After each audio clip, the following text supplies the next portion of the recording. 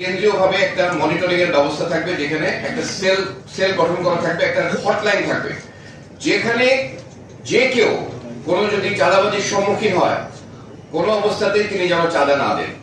আমি অনুরোধ করব এটা প্রচার করবেন, যে হটলাইনে ফোন করবেন তারা। পুলিশের 999 একটা আছে, যেটা সবার মনে থাকে।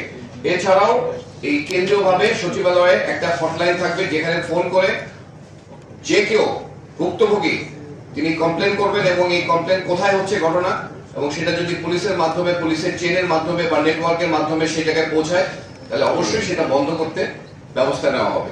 তো এটা আমি আপনাদের মাধ্যমে অনুরোধ করব, মিডিয়াকে অনুরোধ করব, এই যে হটলাইনের যে সুবিধাটা, এটা যদি আমাদের যারা ভুক্তভোগী বা পটেনশিয়াল ভুক্তভোগী তারা যদি ব্যবহার করেন, তাহলে আমার মনে হয় এখান থেকে উপকার পাওয়া যাবে।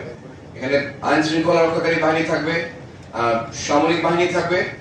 আপনারা, আমি অনুরোধ করব যে যারা রাস্তায় চাঁদাবাজির শিকার হতে পারেন, আপনারা অনুগ্রহ করে এই সুবিধাটা গ্রহণ করেন, এবং পুলিশকে, আইন শৃঙ্খলা রক্ষাকারী বাহিনীকে জানালে আমার মনে হয় তারা তড়িৎ ব্যবস্থা নেবেন। সবাইকে ধন্যবাদ।